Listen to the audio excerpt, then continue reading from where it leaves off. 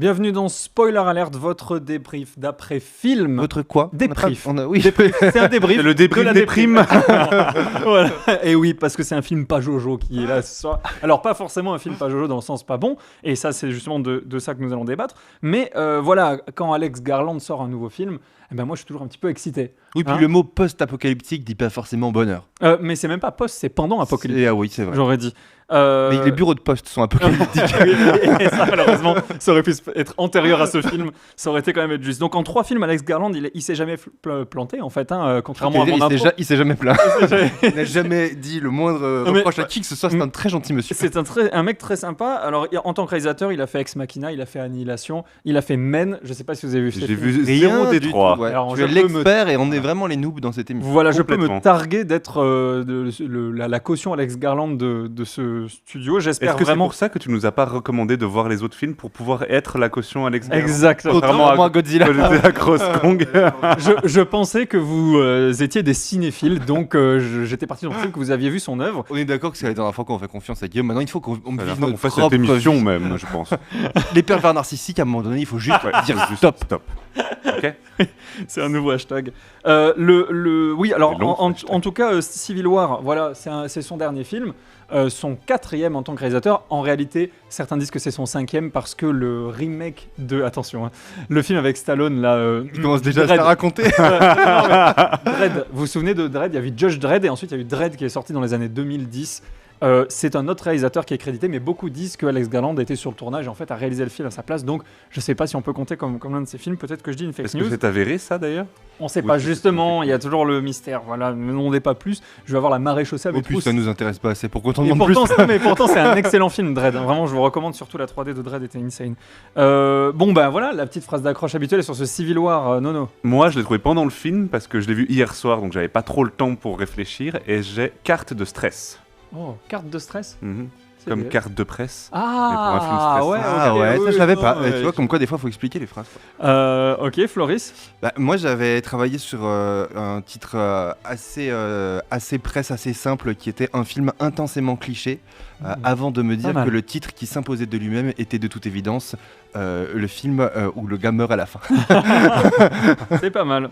Moi, de mon côté, c'est sans jamais avoir réalisé de Marvel, Alex Garland nous fout une grosse Captain America-claque. Spoiler alert, l'émission qui meurt à la fin. Mal, pas mal. on est tous, Parce on est que tous Civil intelligents, War- c'est bon. Ouais, voilà. Tu veux l'expliquer quand même? Bon, alors, on va crever l'abcès. Captain America, c'est nul. C'est génial, Captain America. C'est pas foufou, il a pas trouvé pendant le film, pour le coup il a vraiment passé du temps, il réfléchit. Ah oui, non, mais attends, j'étais là avec ma plume et mon encre. la bougie, là, hier soir.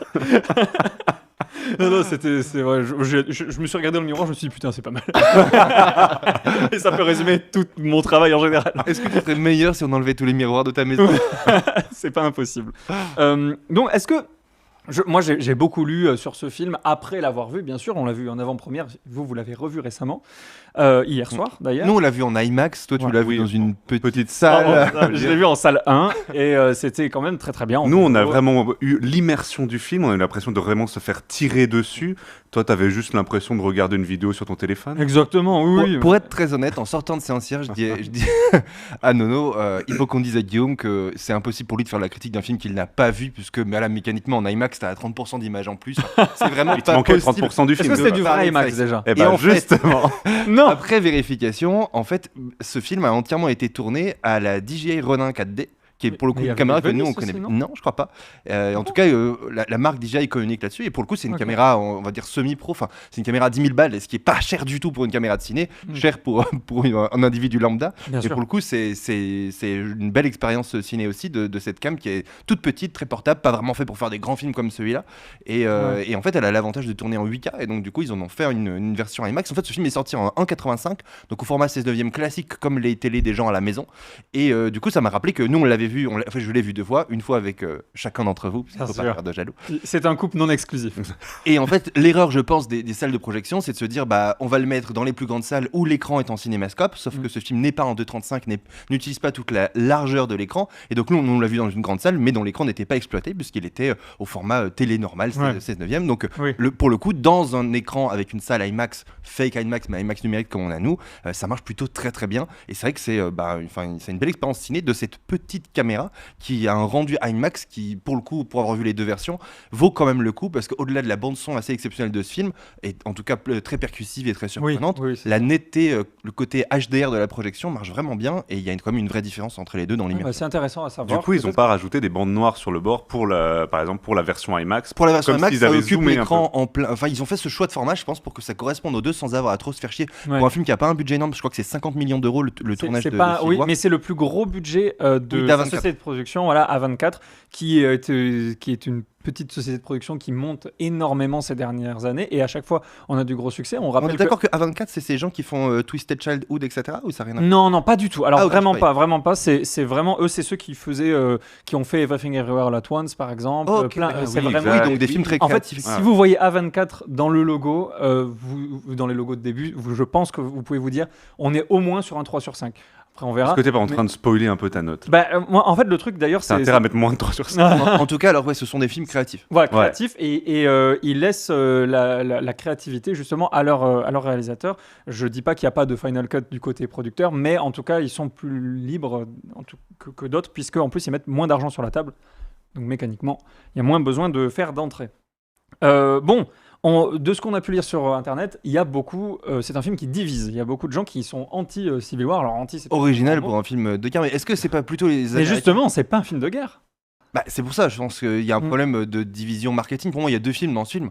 C'est un peu, pour moi, c'est un peu le Barbie. C'est un peu Alex Garland, c'est un peu un Greta Gerwig, je trouve. C'est quelqu'un qui utilise une promesse marketing et probablement un pitch avec une demande de faire un film de guerre marketé comme ça. Parce que le nom du film, c'est Civil War. Guerre civile. L'affiche est, je disais post-apocalyptique, je suis d'accord avec vous, apocalyptique tout court, au présent, et la grosse promesse, c'est de l'action. Enfin, moi, je m'attendais pas à ce que j'ai vu du tout d'une première partie de film qui est du reste assez lent, très intello, très bavard.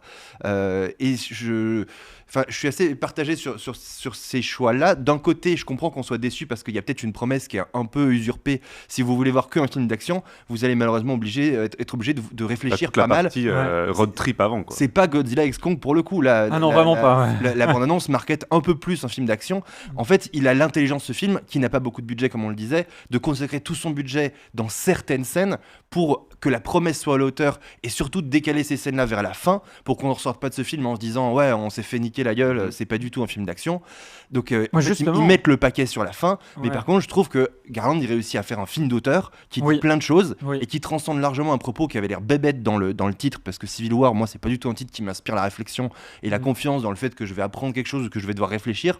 Au contraire, je vois un film un peu survivaliste où il y a des méchants, des gentils et quelqu'un doit gagner et on sait pas trop comment. C'est pas du tout l'objet de ce film, et c'est pas du tout l'objet. Enfin, le titre est mensonger pour le coup. Oui, parce qu'en fait, c'est un film sur le photojournalisme, Exactement, ce qu'est être un le journaliste. journalisme de Comment guerre, tu ouais. l'as interprété, Nono? Moi justement, j'avais pas trop vu la bande-annonce, donc j'étais pas parti du principe que j'allais Mais le voir nom un suffit, non, gros, j'avoue. gros blockbuster. Ouais, je sais pas, je pense que en fait, je pense que je l'avais déjà entendu parler comme sous cet angle de photojournalisme en fait. Donc je m'attendais pas vraiment à un immense blockbuster, et c'est marrant parce que ça m'a fait un peu l'effet inverse, moi justement, c'est que je m'attendais plutôt à ce côté comme on a eu au début du film, la progression journalistique. Moi j'ai vraiment trouvé que le personnage de la jeune, là, je sais plus comment elle s'appelle, Jessie, je crois. Oui, je crois que ça s'appelle. Ouais, ça doit être Du coup, moi, je me suis vraiment collé à ce personnage-là, Et oui. où je me suis dit, ce personnage-là va avoir une progression, et je me suis intéressé à ce personnage-là, et tout le côté road trip, moi, j'ai adoré. Vu que je Moi m'attendais à rien, j'ai pas été dérouté par ça, et justement, c'est le côté inverse, c'est que quand ils arrivent à la fin à Washington, et que là, tout part en couille, et c'est là, moi, justement, je me suis dit, oh putain, c'est quand même, ça fait gros blockbuster, je Ouais. m'attendais pas à ça, quoi. Ça Et fait une surtout coupure. Mais est-ce qu'il moi, il m'avait été pitché par Guillaume, qui me l'a pitché en me disant ouais, c'est un film tu vas Moi, voir, j'ai appris à c'est plus écouter c'est Guillaume. un monde où les journalistes ils se font tirer dessus, Oui, ils mais bougent, c'est ça, etc. en fait. Mais c'était la promesse du Ouais, marketing. c'était un du mauvais pitch. Bah, c'est un mauvais pitch, mais ça vous a fait venir dans la salle. Oui, non, mais voilà, mais on en revient à ça, c'est qu'effectivement, c'est pour ça que je dis qu'il y a un côté Barbie aussi, c'est que quelque part c'est du cinéma d'auteur déguisé derrière du cinéma d'action ou devant, je ne sais pas. Ouais. Et que ça a Non, cet mais- avantage-là de permettre de réfléchir, alors que peut-être ça fait venir aussi un public qui n'était pas venu pour ça à la base. Mais tu vois, moi je suis pas forcément d'accord avec toi, mais je pense que là ça vient de notre différence de connaissance du réalisateur parce que dans toute sa carrière, c'est un peu son truc. Il va te vendre une promesse grand public et te parler de choses beaucoup plus intimes à l'intérieur de ses films. tu m'avais expliqué que c'est le cas de Men, Men, qui est en te vend un film d'horreur et mais en fait c'est une réflexion sur le patriarcat qui est vraiment formidable et par contre C'est accrochez. ça qu'il aurait fallu nous recommander de regarder. Ah bah, au lieu de- accrochez-vous à vos slips parce que vous La allez voir, tarteuse, là. il y a des séquences absolument incroyables. Ok. Il y a, alors on a parlé de Ex Machina, qui est un film que à l'époque j'avais pas tant apprécié, pourtant je comprends ses qualités, mais en nous vend un film de SF, un petit peu intelligence artificielle, et en fait c'est assez métaphysique. Et puis Oui, c'est donc plutôt un réalisateur de propos qui utilise Oui. les genres pour déployer son propos. Exactement. Et pour les transcender, vous savez que c'est un Oui, bien terme sûr. que moi j'aime beaucoup, et c'est vrai que voilà, Civil War, tu dis Civil War, tout le monde pense à Marvel. Bon, maintenant il y a une autre définition. C'est quoi est-ce qu'on a déjà filmé la guerre de manière aussi crue? Alors sûrement. Mais récemment, moi, j'ai pas vu. Oui, moi je me suis fait la même réflexion. Ça fait longtemps qu'on, peut-être depuis le Soldat Ryan, Ouais. qu'on n'a pas eu un peu un choc de guerre filmée au sol, embedded, lié aussi, je pense, à ces petites cams qui permettent de faire plein de trucs. Il y a même des plans de drones qui sont savamment bien intégrés en Oui. pleine scène de guerre. Enfin, ça marche. Le sound design aide aussi. ouais. Voilà. L'idée toute bête qui est Son pourtant. design énormément, t'es dedans quoi. Ouais, Chaque fois qu'il y a t'es une dedans. fusillade. Mais c'est aussi rendu possible, je crois, en fait, le choc de ce film, parce que c'est quand même un film choquant. Oui, oui, il y a c'est vraiment, dur, hein. on n'est pas bien pendant une bonne partie du film, d'où ton titre, la carte de stress, mais c'est vrai, on sait pas ce qui va se passer et on se fait niquer une fois ou d'un coup on se prend un grand tir alors qu'on n'y est pas forcément prêt. Mhm. Ouais, Ouais. Alors même que c'est pas une scène qui est faite vraiment pour ça, enfin, c'est juste le lendemain de la nuit, ils préviennent qu'ils vont aller là-bas, mais on a la violence du son qui vient nous heurter. Ouais. Je crois que ce qui marche aussi beaucoup, c'est cette alternance de silence et de. En fait, on a un peu l'impression que la bande son, elle est elle-même en état de choc. Oui. Elle est souvent décalée. Il y a très souvent ce côté assourdissant dès le début. Dès Même la première musique Avec est la décalée bombe. d'ailleurs. Et la musique Il y a est souvent décalée, des- ouais. une Enfin, musique qui n'a rien à faire là, qui n'est ouais, pas du ça tout crée le de même l'humour, un style, peu, en hein. plus. Ouais, ça crée Ça crée de l'humour l'ironie, et ce côté, un trauma, c'est quand même souvent ça, c'est un déni puis une prise de conscience. Et on le voit notamment dans la scène où il y a le vieux personnage qui meurt Samy. après les avoir sauvés, Ouais. Samy. Mhm. Finalement, on n'a pas la musique triste quand elle nettoie, c'est quand même un truc horrible. Ouais. Elle nettoie le sang sur De sur son le- ami. sur son Ouais. siège. Et en fait, à ce moment-là, on a, je pense, une des plus longues scènes de bruit d'hélico possible. Ouais. Mhm. Hélico qui eux-mêmes, quand ils sont arrivés dans le champ la première fois, étaient complètement silencieux. On a une petite musique années 70 qui nous emmène dans cette base arrière de Charlottesville là. Et puis d'un coup, on a zéro son, pas d'hélico. Même Et le puis, cri, au moment même le cri du gars est. Oui, oui, et ouais. l'autre, et, ouais. et ça renforce ça. Oui, bien sûr. Et du coup là, la bande son, elle est, en fait, ouais, elle est quasiment tout le temps en décalé. Et puis cette musique un peu triste, elle va pas du tout survenir quand il y a ce nettoyage du sang qui devrait être là, parce que là, on a des hélicos pendant 10 minutes, c'est hyper long. Elle va être au moment où c'est dramatique à Washington. Et là, on se rend compte que Kirsten Dunst, elle est en train aussi de faire son deuil à ce moment-là Ouais. et de comprendre ce qui se passe. Je sais pas, on a même l'impression qu'elle est vraiment blessée, mais en fait, Oui, pas vraiment, oui, en c'est fait, pas elle est trop. blessée, mais je sais pas si c'est une métaphore de la blessure. Je pense qu'elle est en porte état de elle. choc parce qu'en fait elle Ouais. l'est plus après, donc Oui. c'est assez bizarre. Et pour l'avoir vu pour le coup une deuxième fois, j'ai pas vu de moment où elle se fait tirer dessus. Non, quoi non, que elle ce est soit, pas donc blessée non. pas plus. physiquement, il le montre pas. Hein. Mais Moi, je pense elle est qu'elle vraiment souffre comme ça parce et qu'elle il est sait obligé que de c'est la la- ouais, reprendre c'est ça. elle-même, etc. Je pense qu'au fond d'elle, elle sait que c'est la fin de sa carrière, elle Ouais. sait que c'est la fin du voyage, elle sait que c'est un trop plein. C'est peut-être Elle le sait truc probablement de que c'est trop. la fin de sa vie puisqu'elle a lu le scénario. Exactement. Non, mais je pense que c'est un trop plein en tant que personnage. On voit qu'elle est assaillie par ses souvenirs de sa carrière, ça, ouais. tout ça, et que il est temps de De passer le de flambeau passer le même, je dirais, flambeau, parce que exact. justement, ça contraste avec avant celle qui savait pas trop ce qu'elle faisait là, celle qui était trimballée partout, c'était la jeune justement, Mm. et ils inversent ça complètement à la Exactement. toute fin du film, où c'est la jeune qui prend tous les risques et tout, même pour justement, c'est un propos que je voulais, c'est parfait pour en parler à ce moment-là, mais je trouve que c'est un peu aussi une critique. Tu veux dire que la ce moment-là. transition que tu La fais transition toi-même que je fais moi-même, est je tiens parfaitement à dire adaptée à qu'elle ton est parfaitement propre propos. adaptée à mon propre propos. Alors, quel est ce propos? Vous m'avez coupé. C'était une critique, je pensais, sur l'objectivité un peu des journalistes, parce qu'elle prend quand même tous les risques. On voit que qu'elle veut surtout la photo, en fait. Elle veut, Oui. elle veut limite devenir la journaliste star. Enfin, il n'y a plus du tout cette neutralité de on veut montrer la guerre, on veut montrer les horreurs. Ouais, c'est Comme il y a au compliqué, début, hein. c'est vraiment, on prend tous les risques pour devenir un peu, pour avoir la photo qui sera publiée, quoi. Mais justement, je vais Ça me fait une parfaite transition parce que c'est un peu ce que je voulais dire. Il y a beaucoup de gens sur Internet qui disent c'est pas un bon film parce que on sait pas ce que les factions dans cette guerre souhaitent, etc. Mais C'est pour ça que c'est un bon film. Voilà, c'est Ouais. exactement pour ça. C'est à passer à côté du propos du film. Eh oui. Le propos du film, c'est qu'est-ce que c'est être un journaliste. Et en fait, on a ces 4 journalistes, dont une en devenir, qui nous montrent les différentes facettes. Tu peux être quelqu'un qui est là pour la photo, pour l'image. Mhm. T'as quelqu'un qui est là pour l'adrénaline. Je crois que c'est Joël. Il s'appelle Ouais, le Joël qui est là personnage, pour voilà. l'adrénaline. Mais pas que, moi c'est là où je trouve que ce film est intéressant parce qu'il pose plein de questions sans jamais y apporter aucune réponse et que parfois en ayant vu des films pour le coup on avait eu la chance de le voir en avant-première, Mhm. on a eu quelques jours pour y réfléchir avant l'enregistrement de cette émission, moi j'ai toujours pas les réponses, c'est toujours compliqué Oui. et ils y répondent avec une des phrases les plus intéressantes du film qu'évidemment j'ai pas bien retenu donc que je vais citer n'importe comment, Mhm. mais qui est en gros Le journaliste on ne n'est doit pas pas là se pour poser se poser de des questions, Mhm. notre travail c'est de faire en sorte que les autres s'en posent. Mhm. À ce moment-là, c'est nous les autres. Oui, voilà, c'est le Parce qu'en propos fait, du film. en leur fait. travail à eux ne sera jamais starisé non plus. On ne voit pas dans quel magazine ils publient. On nous dit juste à un moment donné, dans la scène avec Jesse Reuters. Plemons, qui est d'une intensité Ah oui, incroyable. alors il faut qu'on revienne sur cette scène après. On Mais pourra ouais, revenir, ouais. mais en tout cas, voilà, on comprend qu'ils travaillent pour Reuters, donc que du coup, leur travail est réellement vu sur toute la planète. Mais en fait, la starisation et l'exploitation de ça sera jamais montrée. Par Oui. contre, ouais, je trouve que c'est un film qui montre la complexité et qui interroge sur le rôle de ce métier-là, sans le stariser non plus. C'est ce que j'ai apprécié, c'est ce que tu disais, c'est le côté adrénaline qui pour moi est un mauvais côté. Hein, on voit, et Ouais. ils sont deux à le partager. Il y a Joel qui est un personnage qui du reste sert à rien dans le film, parce que pour le coup, lui, il est pas photojournaliste, il est juste journaliste. Mais Oui. il raconte Ouais, rien, ouais. il écrit Ouais, pas. ouais. Autant le Bah, vieux, il est il a un censé côté être un peu intervieweur. auteur, il fait une belle phrase à Kirsten Dunst, Ouais. autant Joel, il ne fait rien du Oui, tout de ce film. Ah ouais. Oui, Il est oui. censé être intervieweur et à la fin, il se satisfait d'une vieille cote pourrie du président. Oui, avant voilà. qu'il se prenne Ouais. une balle dans la tête, quoi. Il y a un côté, moi, c'était d'ailleurs l'objet de mon titre, lui-même cliché d'ailleurs mon titre, mais qui était sur le film intensément cliché, parce que c'est certes un film qui traite du photojournalisme, mais c'est aussi probablement un des gros défauts de ce film, c'est qu'il met en scène 4 personnages qui sont tous plus clichés les uns que les autres. Je comprends parfaitement pourquoi. Ouais. Parce que je crois que dans un film où on a enlevé tous les repères et on volontairement, Garland nous en donne aucun, comme tu le dis, on ne sait pas qu'est-ce qu'ils reprochent exactement à leur président et qui sont les gentils, qui sont les méchants. Dans les rebelles, ils ont eux-mêmes, ils sont multifactoriels et on ne dit pas grand-chose d'eux. Donc pour maintenir ce monde qui pourrait être rapproché à n'importe quel monde et n'importe quel terrain de guerre, parce que je trouve que c'est un des autres sujets de ce film, c'est que toute la critique américaine est basée sur oui, c'est l'Amérique post-Trump, etc. Il faut le rapporter à ce qu'on Mais vit pas aujourd'hui forcément, en et fait. cerner le Ouais. danger.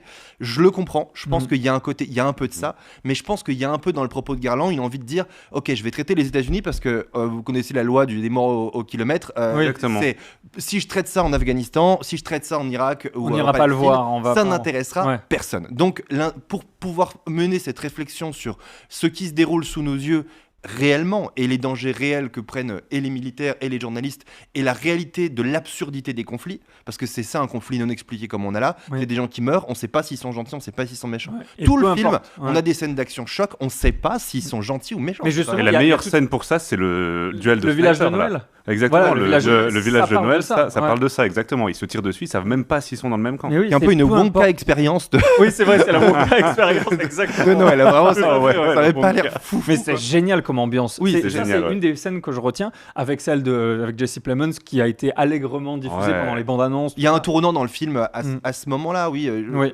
dans l'intensité de cette scène d'un peu de nazi, dans la Mm. beauté Oui, macabre. de macabre de ce plan Mhm. où elle finit dans le charnier Ouais. Ouais. et où c'est fou. Moi, je vous disais au début, j'ai l'impression qu'il y a eu 2 films parce qu'après, il y a on va deliver l'action qui est Ouais. attendue, mais qui change plus grand-chose au propos, je Ouais. trouve. On a déjà tout dit, on a déjà tout compris. On va juste, et c'est quelque part assez cathartique, on va se laisser porter par l'action parce que on a déjà pu réfléchir, on a pu connaître les personnages, on va ensuite se laisser porter par l'action à Washington, donc c'est cool parce qu'on peut en profiter pleinement, Tout à fait. mais néanmoins ce film, pour moi, il s'arrête dans son intérêt politique et intellectuel au moment où ils atteignent Charlottesville. Ils ont perdu leur ami qui servait juste à ça. C'est là aussi c'est un peu caricatural. En fait, en gros, tous les personnages, il va se passer ce qu'on s'attend. Le groupe de Oui. 4 personnages, la grosse dure, Lee, finalement, elle est mère protectrice et puis Exactement. et puis c'est elle qui va être sensible à la fin. Joël qui sait lui est d'ailleurs. là pour l'adrénaline, c'est lui qui va éprouver le plus une émotion, Ouais, une émotion exactement, forte. ouais. Notre petit vieux, on sait pourquoi il est là, il fait le job. Et puis elle, la jeune, on sait également pourquoi elle est là pour faire les meilleures photos avec son vieil appareil argentique, qui n'est pas vraiment adapté à la couverture d'un Bien conflit, sûr. soit dit Mais en c'est passant, intéressant. etc. Mais ça donne un rendu visuel très intéressant. On s'épargne au passage le générique avec ses photos à elle, machin, et ça c'est plutôt bien trouvé. Mais tout ça pour revenir à mon propos initial, je pense que le film aurait pu s'arrêter à Charlottesville quand ils ont conclu qu'ils ont fait tout ça pour rien. Oui. Et qu'ils ont raté l'histoire. Ah là, ça aurait fini. Et ça aurait été. Moi, j'ai vraiment cru que ça allait se finir là, et je trouvais ça génial. Oui. Évidemment, je trouve ça génial aussi la scène de guerre parce que Garland nous montre qu'il est aussi un vrai réalisateur de films d'action. Oui. Mais il y a un côté, ambivalence marketing. Il fallait faire un film qui montre ce qu'on voit à la fin, mais c'est pas utile au propos. C'est d'ailleurs assez bébête. Oui, tout à fait. Et tout ce qu'il y a avant fait réfléchir sur plein de trucs. Et en fait, ces 4 persos. On les connaît, ils sont caricaturaux, ils auraient sans doute pu être plus travaillés, mais néanmoins, c'est le seul repère qu'on a. Mais alors, juste pour mettre une nuance sur la scène avec Jesse Plemons, tu as dit qu'il servait à rien, ce vieux, en tout cas. Il est là pour en fait, mourir. on se doute qu'il va servir à ça. C'est plutôt ça. Quand ils choisissent de le faire venir, on se doute bien qu'il a un peu un rôle sacrificiel et qu'il va faire des phrases de grand sage et avoir un rôle sacrificiel. Ouais, mais au-delà de ça, au-delà de l'intrigue, juste, je pense qu'il est là parce qu'on nous rabâche tout avant. Moi, mes parents, ils sont agriculteurs, ils font comme si de rien n'était. On lui rabâche à lui, toi, de toute manière, tu pourras pas courir, tu viens pas avec nous. Je pense que son personnage est là pour dire, il n'y a pas de bonne excuse pour ne pas agir et pour ne pas prendre parti. Lui, il s'est sorti du cul, il a dit qu'est-ce que je peux faire avec ce que j'ai ? J'ai une voiture, je peux aller les sauver. Et je pense que c'est à ça qu'il sert ce personnage. Je trouve que raconter comme ça, le propos est très intelligent, très intéressant. Néanmoins, depuis le début, on n'essaye pas de nous faire croire en tout cas que c'est un personnage tir au flanc et qui veut éviter le conflit. Au contraire, c'est un personnage courageux qui a dédié sa vie au courage. Tous ces personnages ne semblent évidemment pas avoir ou plus avoir de famille. Et on voit bien, d'ailleurs, elle lui dit juste avant, en fait, quand il essaie de leur faire la morale sur le fait de pas y aller parce que c'est dangereux, Kirsten Dunst, elle lui répond en fait t'es juste vieux et tu peux pas courir, et il dit oui, et c'est un côté comique à ce moment-là. Mais oui, c'est vrai. Mais je suis d'accord avec toi, en tout cas ça va dans le propos que tout le monde doit agir, et ça interroge beaucoup vraiment sur l'absence de sens de la violence et sur le vrai rôle de, parce qu'en fait ces journalistes là, il y a des gens qui meurent et ça ne sert à rien, vraiment. Aussi parce qu'on nous montre pas à quoi servent leurs photos et tout ça, mais on se doute bien que de toute façon, si on en est arrivé là, eux, ils se découvrent pas à part la jeune une vocation d'être photojournaliste et de changer le monde. Ils sont là depuis le début, ils couvrent le conflit depuis le début, et on en est là quand même. Et on nous le dit aussi, elle le dit justement elle nous parle un peu de tous les conflits, de toutes les photos qu'elle a pris. Elle dit, on en arrive quand même à cette guerre civile là, ça n'a servi à rien. Et c'est là où le vieux d'ailleurs intervient en disant, mais elle est en train de douter du rôle de journaliste, il a pas envie qu'on doute, donc du coup il dit un truc un peu useless, et on réfléchit pas plus. C'est à nous de réfléchir de qu'est-ce qu'on fait des images qu'on voit, et je trouve que ça permet de remettre dans le contexte de comment elles sont produites, parce que on est tellement, et le film est un peu piégeux là-dessus aussi, c'est parce qu'on est tellement submergé d'images de guerre qu'on a l'impression que tout est film et tout est théâtre. Enfin, moi je me fais souvent la réflexion en regardant les photos du Monde par exemple. Le journal Le Monde a beaucoup encore de vraies photos reporters de guerre. Elles sont traitées dans Lightroom, elles sont étalonnées pour être des photos de guerre. On a une mise en lumière, un point de lumière sur quelque chose. Elles sont en fait esthétiques, il y a une beauté de la photo de guerre, et mélangée à notre culture collective d'avoir vu des films de guerre, on ne sait plus que c'est choquant. Moi quand je vois des photos de guerre, je ne sais plus que c'est choquant. C'est une jolie photo. Et ce film-là, il parle aussi de la guerre en Ukraine, des charniers en Ukraine, il parle des guerres d'aujourd'hui et de notre inaction devant ces guerres-là, sans donner les réponses. Qu'est-ce qu'on doit faire ? On est un peu comme les parents en fait des deux filles qui sont dans leur ferme, qui font un peu comme si de rien n'était au final. Un peu les agriculteurs. On est un peu les agriculteurs, oui. Pour sortir un petit peu de l'intrigue, mais parlons du casting, parce que Kirsten Dunst, c'est un peu son grand retour dans un film grand public. Je l'ai trouvé formidable. Moi aussi. Je trouvais que c'était un rôle pas évident, et elle a très bien. Et vraisemblablement, Garland aime piocher dans les actrices fétiches de Sofia Coppola, puisqu'il a aussi été récupéré la jeune Jessie, qui est celle qui joue Priscilla, je crois. Ah oui, tu veux dire Kylie Spinney, l'actrice, la jeune. La jeune, ok. Moi, je pensais que tu allais dire Portman, parce que je crois qu'elle était dans Virgin Suicide. Non, je sais pas. Ah, je sais plus. Je sais plus si elle a joué pour Coppola, Portman, parce qu'elle était dans Annihilation. Je croyais que c'était le propos que tu allais dire, et s'il faut, j'ai dit n'importe quoi. Mais oui, Kylie Spinney, pour revenir sur cette jeune, j'ai pas vu Priscilla. J'ai pas vu. C'est son premier film que je vois. Moi. Voilà, pareil. Moi, ça m'a fait deux émotions. C'est que, punaise, elle est vraiment très douée. Vraiment, je l'ai trouvée super. Et la deuxième, c'est punaise, mais que fait l'agent de Millie Bobby Brown? Parce que c'est clairement un film taillé pour elle. Elle aurait pu faire un rôle de composition, décoller un petit peu dans sa carrière d'actrice. Et en fait, c'est pas elle, c'est Kylie Spinney. Et je pense qu'on connaît pas assez le fonctionnement des studios, mais je pense que des actrices, parfois, elles sont un peu cataloguées de tel et tel studio, et elles essayent d'aller dans un endroit et dans un autre. Ou peut-être aussi déjà bouffer à tous les râteliers comme dans un autre film. Je pense que aussi elle peut-être que ça tournait déjà Damsel. Bah ouais, voilà. Peut-être, mais bon, je veux dire, elle a dit elle-même, Millie Bobby Brown, désolé de la mettre sur la table, mais je trouve que c'est une actrice qui pourrait être talentueuse et on lui laisse pas l'opportunité de le faire. Elle a dit elle-même que ça l'emmerdait de regarder des films. Elle était un aimant à nanar. Elle n'a pas dit ça, mais elle a dit que ça l'emmerdait de regarder des films parce que tout le monde lui dit de regarder ça ou ça, et elle dit bah moi j'ai pas envie de passer du temps à regarder des films, donc peut-être qu'il lui manque, je sais pas, une culture cinématographique pour avoir le flair sur ce qu'est un auteur par exemple, parce que je crois qu'elle a pas beaucoup tourné avec des auteurs. Enfin bref. Ce qui nous fait une autre émission. Oui, exactement. Et apparemment elle est en couple avec. Spoiler alert. Spoiler people. Mais non, mais il y a Jesse Plemons aussi qui est un acteur montant. On l'a vu dans Killing of the Flower Moon, dans Breaking Bad aussi. Dans Breaking Bad, ça je l'ai pas vu. Mais on l'avait vu aussi avant dans d'autres films. Qui lui, pour le coup, est en couple avec Millie Bobby Brown. Non, pas avec Millie Bobby Brown, mais avec l'actrice principale de notre film qu'on vient de voir. Avec Kirsten Dunst. Je crois bien. Ah bah alors ça, je sais. Alors là, on est dans Spoiler People, on n'est pas dans Spoiler People. À fact-checker quand même, je dis peut-être de la merde. Parce que ce que je sais, c'est que c'est Kirsten Dunst qui a proposé à Alex Garland de Jesse Plemons. Alors ça va dans le sens de ça. Parce qu'apparemment ça devait être un autre acteur et il s'est désisté, il a pas pu. Si jamais il y a mon mec qui est dans la caravane là, juste derrière. Il est en train de couper des 4 quarts, il a rien à faire. Alors pour le coup, Plemons il est taillé pour ça. C'est le 15e rôle comme ça qu'il joue. Je veux dire, il sait jouer ce rôle-là. Mais celui-là, il est dans l'apothéose du mec, avec les lunettes et ça donne un tournant au film. Encore une fois, j'aurais aimé que ça s'arrête juste après. Oui, tout à fait, c'est vrai. Voilà. Et en plus, je me suis fait la réflexion en le revoyant une deuxième fois, parce qu'en le voyant une première fois, t'es quand même sous le choc, tu subis l'histoire, de l'intelligence, de la manière dont cette scène est amenée là. Déjà avec cette scène dans le Wonka Experience à Noël, où il se passe des trucs, mais finalement pas grand chose, ils s'en sortent. Et ensuite cette scène de voiture avec une fausse intensité, des gens de leurs potes qui arrivent, etc. Et en fait tout est fait pour amener une fausse intensité, pour arriver à cette scène là qui est celle de la vraie intensité tragique, que Plemons joue avec presque l'air d'un gentil, où là il n'y a pas d'intensité. Je crois qu'il n'y a pas vraiment de musique à ce moment-là. Enfin, il y a plein de trucs comme ça où il y a une énorme intelligence et il y a aussi une cohérence, il y a une DA très forte, il y a une cohérence artistique aussi. Je sais pas si c'est le cas d'autres films de Garland, mais il y a un côté amour des points lumineux à contre-jour, notamment dans une scène de forêt qui brûle qui est un peu inutile, enfin dont j'ai pas compris l'intérêt, mais qui est hyper belle. Il y a une esthétique de ce film avec des petits points lumineux un peu partout, mais que moi j'aime bien. Il y a une patte du réal. Annihilation, vous verrez, on est en plein là-dedans par exemple. Oui, je vous conseille de regarder ça, c'est sur Netflix. C'est un truc, c'est un tic de réal, parce que t'es sorti de la séance disant il a plein de tics de réal. Je dis je sais pas lesquels. Moi, je pas trouve vu que les sa autres, gestion de la lumière, par exemple, elle est très spéciale. Sa gestion des personnages principaux féminins, d'ailleurs, de mémoire, je crois qu'il a que des personnages principaux féminins.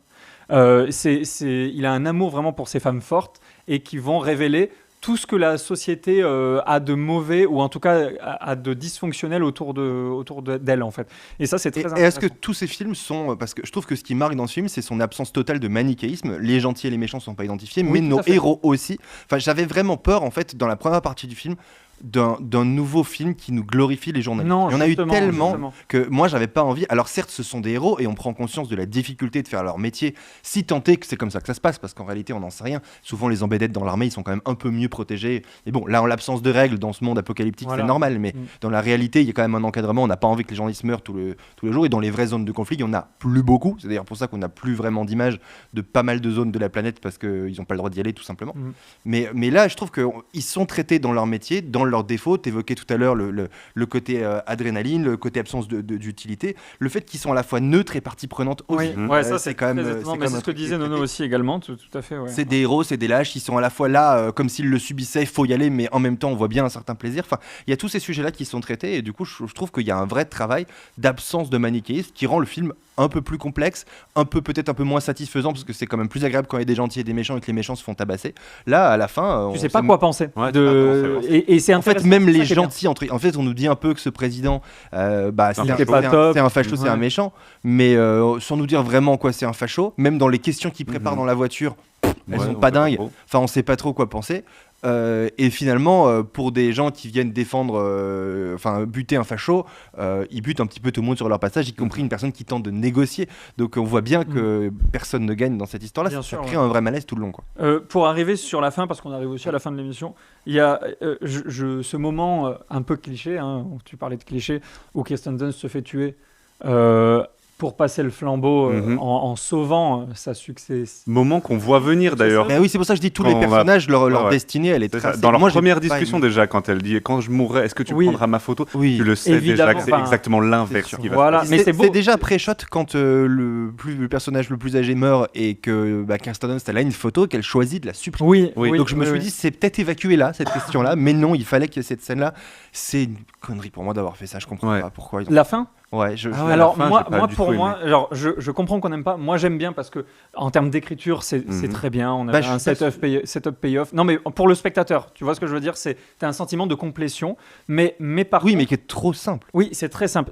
En Enfin, fait disons que c'est il y a en aucune contraste avec ce raison qu'il y a eu avant. enfin on peut pas dire que Lee Miller là son personnage il a un tel talent, il lui a fallu toute une carrière et puis d'un coup il y a une jeune qui arrive qui prend 3 photos en argentique dont la moitié sont ratées. On lui dit c'est pas grave, être photographe c'est rater des photos et puis d'un coup elle est la seule à accéder au truc. Enfin je trouve que justement ça paye off trop. Eh ben, La dernière partie du film elle est trop cliché, quoi. Moi, j'interprète ce moment comme Alex Garland qui nous donne son avis, justement. Et pour moi, il y a la fameuse phrase « on peut pas tuer une idée », mais c'est pas ce qu'il dit là. C'est « on peut pas tuer une nécessité ». Et pour lui, c'est ce moment, c'est pas grave. On a déjà une autre Lee Miller et il y en aura une autre et elle en inspirera d'autres. Oui, je vois c'est ce comme ça que je l'ai interprété. Et en ça, je trouve que c'est pertinent. Et ça enlève le côté cliché, c'est dans le sens du film, je trouve. Je pense qu'il y avait une autre manière de le faire. Je trouve le propos expliqué comme ça est intéressant. Il fait d'autant plus écho au fait que Garland a communiqué sur le fait qu'il en avait marre d'être réalisateur Oui, et qu'il voulait tout à fait, arrêter. tout à fait, Donc ouais. ça a du sens aussi dans l'idée qu'il sait très bien qu'en arrêtant de faire des films qui ont du sens pour lui, etc., sa présence dans le monde du cinéma n'est pas une nécessité et que d'autres prendront le relais. Mais ce côté-là, prise de relais, pouvait peut-être être traité d'une manière un peu plus complexe. Peut-être, je sais pas. En tout cas, c'est ce qu'on a eu. Est-ce que vous avez autre chose à rajouter avant de passer aux notes Je crois que c'est Ouais, je crois aussi. C'est pas mal pour moi. Eh ben Nono, justement, je t'invite à noter sur 5 ce film comme Eh ben, non, pas du tout. Presque, cela dit. Pour la première fois, j'ai utilisé un peu la technique à Floris. Moi, je notais surtout sur le moment que je passais. Évidemment. Où j'aurais mis 4 sur 5. Et là, j'ai essayé de rajouter aussi, est-ce que ce film m'apprend un peu quelque chose sur la vie? Et c'est le cas, en fait. C'est vraiment le côté, déjà, journalisme de guerre. C'est vraiment quelque chose qui m'avait... sur lequel je m'étais jamais trop documenté en fait, et je me rends compte que c'est quelque chose qui est important et qui est un peu trop oublié dans le sens où, pour reprendre ce que tu dis Floris depuis un peu le début du film, tu arrêtes pas de parler de ce film comme un film post-apocalyptique, sauf que c'est pas ça, on n'est pas dans un monde post-apocalyptique, on est dans un pays qui est en guerre, comme plein d'autres pays sont en guerre actuellement, comme l'Ukraine, comme ci et ça, et on en oublie un peu ce côté-là en fait, nous qui sommes protégés dans notre petit cocon, et je pense que ce film nous apprend ça.